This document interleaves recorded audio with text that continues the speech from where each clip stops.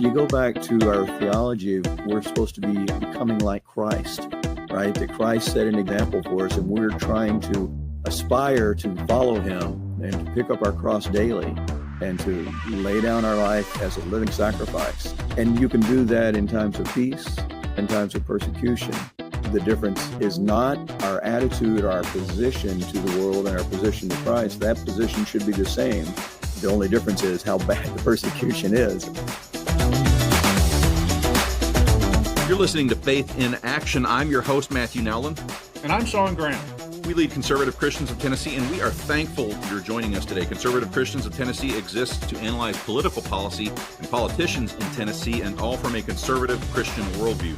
We want to glorify God by helping you to glorify God, so please don't hesitate to send us questions and comments via email. Sean was just telling me the other day how thrilled he was at everyone that contacted him during the school choice debacle. You can reach me directly by emailing matthew@tnchristian.com, or you can reach the eager beaver, Sean.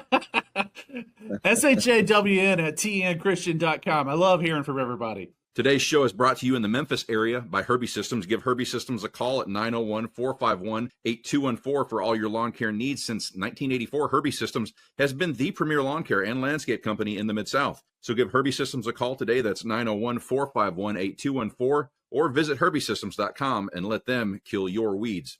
Our scripture for today is from Acts, the 22nd chapter, verse 20.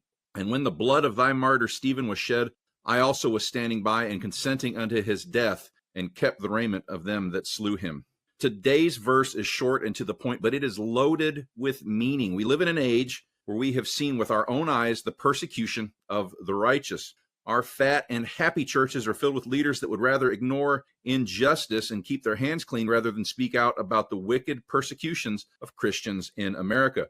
The church has listened to David French, Russell Moore, and yes, even many of your home church leaders for so long now that you are convinced that the most important commandment is be winsome. Let's clear the air. The church has been wrong. We have had generations of pulpits hide cowards and seminaries that have been churning out failures of pastoral wisdom. A lot of them should be shut down. The Bible is 100% clear that we are to submit to the authorities placed over us, our constitutions. We are to seek to live in peace when we can, but we are never to compromise with a wicked and evil age like what we have seen in America. We mutilated children as Americans. We've murdered babies for multiple generations. And we have told Christians that they cannot participate in public discussions because their beliefs are out of date. Folks, it's time to smash all these notions like the idols they represent, the idols of comfort, the idols of wealth, the idols of popularity. They're running rampant in our Western church, and it's time the people in the pews stood up, said no more. We are not here because the world is watching. Christians, we are here to share the truth of Christ, and may we never be silent in that mission. May we once again gather the courage to share the gospel of Jesus Christ to this broken age. The days are moving so fast. May we be filled with God's wisdom. May we be prepared to run into these conflicts, no matter how dark the day may seem. Our world needs the truth of God's word like never before. Today's guest is Paul Vaughn, pro-life advocate, husband, and father of 11. Paul Vaughn became a national news story after the weaponized Biden DOJ came after him. Many of you probably saw his or similar videos online. Government agents were swooping in on the residence of many believers. They took Christians at gunpoint with military-type SWAT team efforts only because Paul was at a peaceful protest in defense of life at an abortion clinic. He's a hero to us. Despite zealous prosecution and conviction by the Biden Department of Justice, President Donald J. Trump has now pardoned Paul. Paul is a fine example of a Tennessean. We're thankful to finally have him on this show. Paul, welcome to Faith in Action, Mr. Vaughn. Thank you, Matthew. Appreciate it. Good to be here. Your story, you've been able to recount it, but for any listener that may not know your story, I'm going to give a brief summary, and then we've got some questions for you. You were one of 11 pro-life activists convicted of violating the federal Freedom of Access to Clinic Entrances, the FACE Act, for a demonstration outside a Tennessee abortion clinic in March 2021. You were removed from your home. An FBI TAC team came in, grabbed you, and despite video evidence showing you had not blocked any entrances to the Mount Juliet facility, you were convicted. You were sentenced to house arrest. And a few days ago, you received the news that President Donald Trump had pardoned you along with 22 other pro-life demonstrators. Now, help our listeners make sense of what all that means. Like, what did that mean to you as a man, as a father, as a husband, as a Tennessean? Sure, Matthew. It means it's an amazing story and incredible journey that God's brought us on. You know, the event happened in March of 2021, and it's what would have been a normal pro-life event back in the 80s and 90s prior to the FACE Act being passed. That event included people outside with signs, people praying and preaching out on the sidewalks, sidewalk counseling teams, interacting with approaching moms and dads trying to go to the clinic, and even some folks sitting at the door and willing to protest. And not in the sense, you know, a lot of people think of protest and they think of BLM or Antifa and Right. some other political action. But the heart of rescue, as it was formed in the early 90s and late 80s, was really much more about interposition. I was talking about laying one's own life down and identifying with that child that had no one to speak for it, and fulfilling the Proverbs verse that says, if you see someone being led to slaughter, don't stand by, don't stand by and do nothing, but rescue them. And so that's the heart of that. And that was what was going on that day. Now, I didn't do the political protest aspect. I didn't sit down at the doors. There were other people that were willing to do that, and they did get arrested and get a criminal trespass charge in the local county court. And ultimately that charge was dismissed as the federals, came in to make a federal case out of it, literally. But, the trick to the injustice that happened to myself and another co-defendant, Coleman Boyd, is we were aware of FACE and we understood what it meant. We understood the boundaries of that law, what we could not do. And you cannot block access. You cannot sit down at a door, and you cannot intimidate, all those kind of things. Of course, no Christian is doing anyway in that aspect. Even sitting at the door is a very passive and peaceful, action on the part of Christians. But here's a little trick, and this is the dirty little secret that Sanjay Patel is a DOJ lawyer. He wrote this in the March edition of the 2022 DOJ Journal, quarterly edition of the Journal, and talked about using this Civil Rights Act. Literally, it's named the KKK Act. It was used against the KKK, and when they were literally infringing people's right to vote and going around in hoods. The verse, the chapter right after us, literally says, the next phrase says that they are going around in hoods. Yeah. That's the act that was done in the 1800s. So they use this act, and it's a actual conspiracy act. And the reason they use it, what Sanjay Patel said in his article in that March edition, is it has three advantages. One, it takes a penalty for FACE from 6 months up to 10 years. Mm-hmm. Two, it makes a misdemeanor a felony. And three, you don't have to actually prove an overt act of breaking the underlying law. Wow. So you don't actually have to break FACE to be part of the conspiracy. You just have to be in agreement with those that are. We talk about lawfare and the injustice, and it's hard for people to understand. They say, oh, he's at an abortion clinic, he did this. And didn't some people sit down? And there's all this confusion that goes around. But no, you have to understand and back up. This was an intentional, volitional act of lawfare against peaceful Christians simply because of the content of our message, because we say it is wicked to kill unborn children. And so, that's the backdrop and the big story. And I will, Matthew, one quick point of fact. They didn't come into my home. I stepped out and surrendered myself. They certainly had lethal authorization, and they were willing and they would have come in if I had not stepped out. But just to be clear on the record there. Paul, I had wondered before, you had shared with me privately that your sheriff did not know that they were going to do this particular raid, because I've asked that on the radio several times explicitly. Did the sheriff of Hickman County know and not do anything? And you've said no. So I want to make sure that is clear, because we've posited that question in interviews with Andrea Gomez and interviews with Steve Friend several times. Yeah, absolutely. And here's the kicker. And of course they didn't know about it. And I asked the agents. So the agents, we had an hour to talk, right? Going to downtown Nashville to the federal courthouse and the holding jail in the basement of the courthouse there. And I asked them directly, I said, you tell my sheriff? And their response was literally this: no, we didn't bother telling him. That was the very words they spoke, and the attitude was, yeah, we're not under that. We don't have to worry about that. Mm-hmm. And also spoke disparagingly of state troopers as we passed and stuff. It's just the arrogance of the, top level law enforcement agency was so, just prevalent in our conversation. It was really sad. So Paul, when you hear that and you talk to our listeners, It's not just sour grapes. I mean, we need other people to be talking about this because the Trump administration cleaning house with the FBI, it needs to be understood by everybody in the churches and in the streets that it has to happen. This is a wholly corrupted system, not just a few bad actors. They're all really okay with being out to get us, aren't they? The depth of the insanity is really telling. And quite honestly, I don't know. We see a whole lot of action going on, and Trump's doing an amazing job. I was joking with someone the other day that, bad people doing bad things, we've kind of got used to that. And psychologically, I can process that. But good people doing good things, and so much good in such a short amount of time, I'm going to need counseling just to get through the good stuff. That's right. It's been crazy. But at the same time, I think it was Ed Martin in the D.C., the new attorney general in D.C., fired up to 30 prosecutors that went after the J6 folks. And that's a great start. But there are people like Sanjay Patel, I pointed out, the prosecutors in our case in Tennessee, the prosecutors in Michigan that brought the case for the pro-lifers, and multiple other egregious things against, Bitcoin developers. Is Mackey, right, that did the Vote for Hillary meme. He got 7 months in federal prison for sharing a meme that he didn't even produce. And they went after him, ironically, using that same KKK Act, by the way, conspiracy against rights.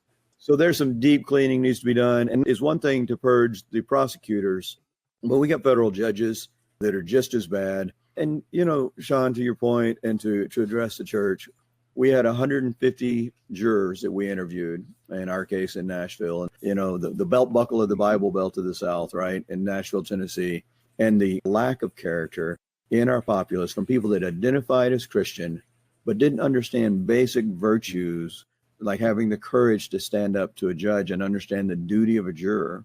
And they'd say something like, well, I'm pro-life, but. So in other words, I'm not going to fulfill my duty as a juror in America that's supposed to be a check and a balance on the courts and on the prosecution and the things going on. We don't understand that. And we don't have the fortitude to stand up and to be a Christian and not be ashamed of it. There's something in being a Christian that's inside of us, that's an innate, that we cannot coexist with lies and half-truths and just the game that is American politics today. Amen. Paul, I want our listeners to understand something. I got kicked out of a jury pool in Memphis a number of years ago during questioning because I said that I would not convict. They gave a hypothetical. They said if there is a man accused of burglary and the only witness is the homeowner, would you convict?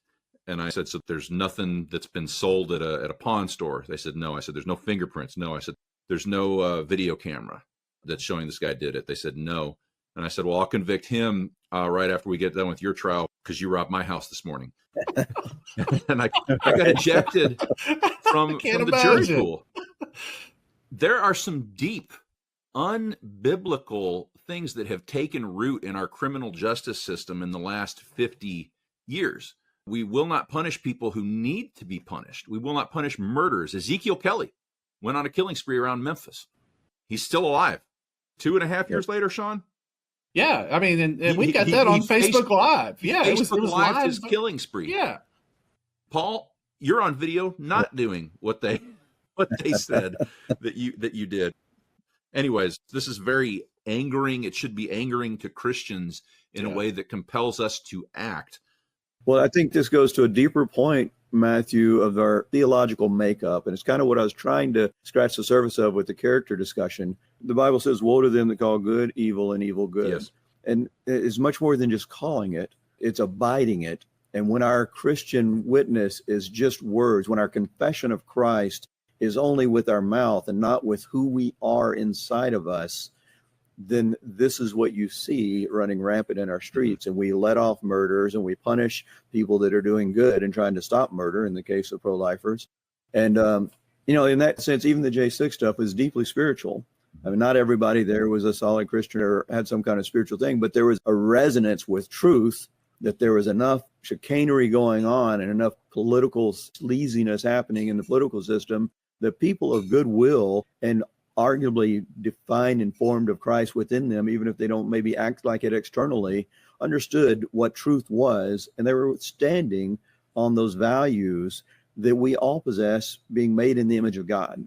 There's something that resonates when his spirit is in us as his creation, that we know truth and regardless of the words that are spoken. And I think that's a grace, right? There's something going on in our nation right now that we're seeing that come to the surface, and we're all wrestling with this reality of good and evil in front of us. Now, Paul, you and I have a mutual friend, and if you figure out who this is, play dumb. But we have a mutual friend that went to jail for not paying taxes because they had genuine, deep felt convictional issues with what the government did with the money, and they had deep felt convictional issues with the concept of American taxation. The idea that the federal government would take more than 10%, not even God wants more than 10%. So this person went to prison. They did their time. They've now returned to society, and now he pays his taxes. And I respect the man that went to prison on those convictions, and I respect the man that came out of prison, but he pays his taxes now. But he has a strong commentary about the wickedness of government, and his convictions are valid. Is there anything similar that you've gone through this process? Like how do you talk to your children about these things? Are the talks with your family the same now that they were before this persecution by the government began? I think they're much more tangible now, for sure. It is one thing talking about theory and history is something else when that history gets lived out in your front room in the side of your house, as my children will held it back with an armed agent and things in the side of the yard. But, I think what I try to point us all to is there have been multiple persecutions throughout the history of the church. And, we're not yet resisting unto blood, right? They're not killing us. They're trying to lock us up. We're at the first stages. And they're willing to throw us under the bus, proverbially, legally. Right. And so there is that reality, but there is so much richness that comes from this. I was trying to share with our church at a meeting last night even that, Solzhenitsyn said it this way when he got out of 10 years in the Gulag. He went in as a communist. He came out as a Christian. And he said, "Bless you, prison. As I lay there on the rotting straw and the concrete, you have shown me that the true and highest purpose of life is not wealth, but the ennoblement of the soul." Amen. And so you go back to our theology of we're supposed to be becoming like Christ, right? That Christ set an example for us, and we're trying to aspire to follow him and to pick up our cross daily and to lay down our life as a sacrifice, a living sacrifice. And you can do that in times of peace, in times of persecution. The difference is not our attitude, our position to the world and our position to Christ. That position should be the same. The only difference is how bad the persecution is. And I can tell you, just having a large family, right? If I go take 5 or 6, 7 kids out in public, I get sneers and jeers from all the God-hating, child-hating people out there. And that's a persecution. It's not Ignatius going to be fed to the lions, but it is a cultural pushback against Christian living and Christian ideals. Paul, you're going to notice, I think, as you visit churches, because I would assume you're going to be speaking in churches, it'll be interesting to see how many greeters and how many people at the doors of these churches. This is the church. Their number one mission is going to be to separate your children from you as quickly as they can. And we only have 3, and we've noticed that. So, it's not even the world is only the anti-child family separators. Right. That's the issue. The world is influencing the church, and the church is not influencing the world. And that's one evidence of that is even the deacons and our leaders in our church don't realize even how much of the world they love. And that's one thing I can speak for me personally. When we started down this path of this trial, the amount of love I had for the world, just residual in my life without being conscious and intentional with it.